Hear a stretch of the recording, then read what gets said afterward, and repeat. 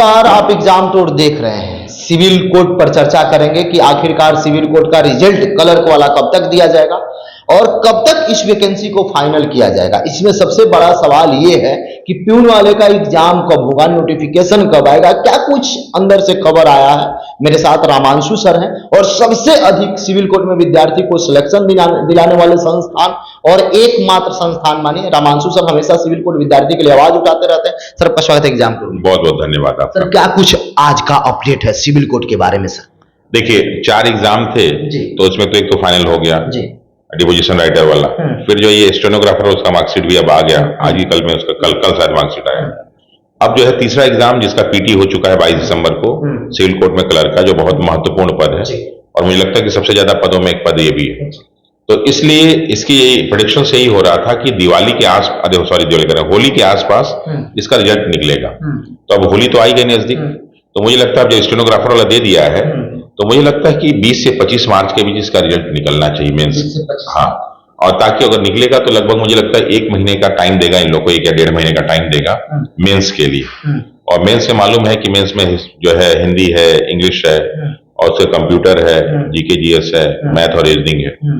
और जो लेकिन एग्जामिनेशन में सिलेक्शन का जो बेस क्राइटेरिया है वो 3 ही टॉपिक है, वो आपका है मैथ, इंग्लिश, हिंदी और कंप्यूटर। तो मुझे लगता है कि देखिए अब क्योंकि स्टेनोग्राफर का निकला तो इस बात को वो इंडिकेशन दे रहा है कि शायद में 20-25 के बीच या 25 के आसपास इसका मार्च के लास्ट में जो है घोषणा होना चाहिए।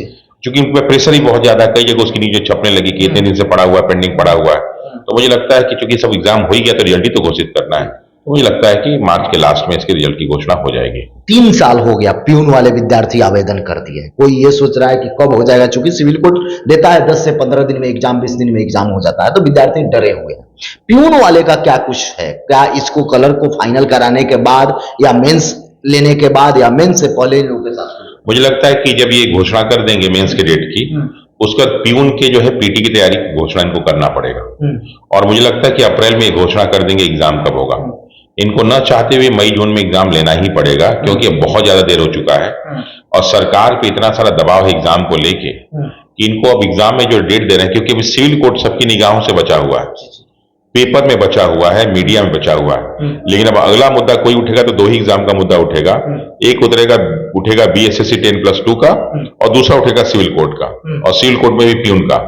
न चाहते हुए भी इनको तैयारी करनी पड़ेगी। अब देखिए सारे एग्जाम खत्म हो चुके हैं, बोर्ड के एग्जाम खत्म हो चुके हैं, स्कूल सारे खाली, तो इनको कोशिश करना चाहिए कि मई जून तक ये सारे एग्जाम कंप्लीट करा दें। तो मुझे लगता है कि जहां इसकी घोषणा हुई कि मेंस का एग्जामिनेशन कब होगा, उसी के 1 हफ्ते 15 दिन के बीच में इनको जो है प्यून की घोषणा करनी पड़ेगी। 4 तरह की वैकेंसी निकाली गई थी। पहले एक तरफ जो निकाला गया राइटर वाले उनको पूरा कर लिया गया, स्टेनोग्राफर वाला उसको अंतिम चरण दे दिया गया, क्लर्क वाला उनको अंतिम चरण देने की प्रयास की जाए, यानी एक एक करके किया जा रहा है, एक पद पहले एक पद पहले एक पद, इसी तरीका से हो रहा है। हाँ बिल्कुल, एक एक पद। उससे क्या होता है ना कि जो पद पे भर्ती हो जाता है तो सीटें बाकी खाली हो जाती हैं, तो उस पर आसानी से लोग जो है चले जाते हैं। लेकिन एक समस्या भी और है कि कुछ लोग मिनिमम क्वालिफाई नहीं कर पाए हैं, तो बहुत सारी सीटें खाली रह गई। और ये सीटें अगर खाली रह गई तो फिर एक बार वैकेंसी निकलनी चाहिए सिविल कोड की, और क्योंकि जो सीटें खाली रह गई उसकी तो भर्ती की प्रक्रिया शुरू करेंगे ये। और कुछ क्योंकि 3 साल बढ़ गए आगे, तो मुझे जहां तक जानकारी, चाहे सिविल कोर्ट हो चाहे पटना हाई कोर्ट हो, बहुत सारे अभी भी जो है पोस्ट खाली हैं और कम ही लोग बहुत ज्यादा काम कर रहे हैं। और ये बार बार सुप्रीम कोर्ट की हिदायत आ रही है, बार बार ये कहा जा रहा है कि जल्दी से जल्दी मैक्सिमम केसेस को डिस्पोज ऑफ कीजिए। कोई भी केस जज डिस्पोज ऑफ नहीं करता, वो तो सिर्फ जो है निर्णय सुनाता है, लेकिन डिस्पोज ऑफ करने में इन सारे के सारे जो है पूरे जितने बाकी कर्मचारी उनका बहुत बड़ा योगदान होता है। जब इन्हीं की संख्या कम है तो डिस्पोज ऑफ कैसे होगा? तो जिस प्रकार अब देखिए बहुत सारे सुधार हो चुके हैं, न्यायिक सुधार की बात हो रही है, तो जिस प्रकार ये बातें हो रही हैं और बार बार सुप्रीम कोर्ट कह रहा है, बार बार हाई कोर्ट कह रहा है, अभी जो है सिविल कोर्ट ये सब चीजों को ध्यान नहीं दे पा रहा है। तो मुझे लगता है कि सिविल कोर्ट में फिर से वैकेंसीज आनी शुरू होंगी और उसकी भी लोग तैयारी करते रहें और प्रॉपर इसकी तैयारी करें। ये जो 4-6 साल वाला था ना, ये थोड़ा सा गैप इसमें सिविल कोर्ट में हटेगा, तो उसकी भी कुछ नई वैकेंसी और आ सकती है, क्योंकि ऑलरेडी इसमें खाली है और इतने दिन की वजह से और खाली हो गई होंगी और जरूरतें भी बहुत ज्यादा है, तो उसकी और भी कुछ वैकेंसीज निकलेंगी। तो जो सिविल कोर्ट वाले विद्यार्थी हैं, जैसे जो मेंस में लगे हुए हैं, बहुत लोग ये सोच रहे हैं मेरा कट ऑफ पार होगा कि नहीं होगा, क्या कुछ होगा, आंसर की कई सारे गलत रहा, सुधार हुआ, बहुत सारी परेशानी है। प्यून वाले ये सोच रहे हैं कि हम दूसरे एग्जाम में लग जाए तो फिर ये आसान एग्जाम है, इसमें नहीं हो पाएगा तो क्या करेंगे। तो इन सारे विद्यार्थी को आप क्या कहेंगे? देखिए, दरअसल क्या है कि एग्जामिनेशन का प्रोसेस बहुत ज्यादा अलग नहीं है, सेम प्रोसेस है इसमें। जो लड़के मैथ पढ़ते हैं, रीजनिंग पढ़ते हैं, जीके जीएस पढ़ते हैं, सामान्य असामान्य प्रश्न पूछे जाते हैं। थोड़ा सा प्रॉब्लम आता है कंप्यूटर को लेके, थोड़ा सा प्रॉब्लम आता है हिंदी इंग्लिश में डिस्क्रिप्टिव को लेके, तो बहुत कठिन काम नहीं है। आप बाकी सारी चीजें पढ़ते रहिए और जब एग्जामिनेशन का अनाउंसमेंट हो तो हम लोग पढ़ाते ही 1 से 1.5 महीने में वो बाकी सारी चीजें कवर हो जाती है। तो इसलिए इस एग्जाम को तो छोड़ना नहीं है। ये एग्जाम इतना बढ़िया एग्जाम है, प्यून का नाम तो प्यून ऑर्डरली है, लेकिन वो पुलिस की नौकरी से लागू ना बेहतर है, बहुत बेहतरीन है। और भी बहुत सारे डिपार्टमेंट से बहुत अच्छी नौकरी है वो ऑर्डरली वाली।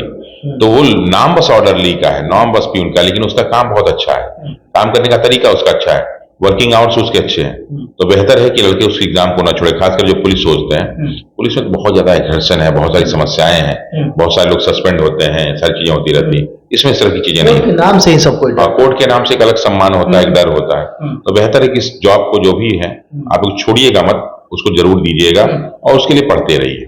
सिविल कोर्ट वाले विद्यार्थी का मैंने प्रयास किया एक एक बिंदु पर चरणवार बातचीत किया जाए। यदि जरूरत पड़ा, मान लीजिए सर जैसे अप्रैल तक नहीं कुछ आया, नोटिस नहीं है, तो इसके लिए ट्विटर के मेन वगैरह या विद्यार्थी के साथ, हाँ, इसके लिए सब करना पड़ेगा। देखिए, जैसे क्या है कि कब तक आदमी इस चीज को सहे, न्यायपालिका के नाम पे आप अन्याय को नहीं सह सकते।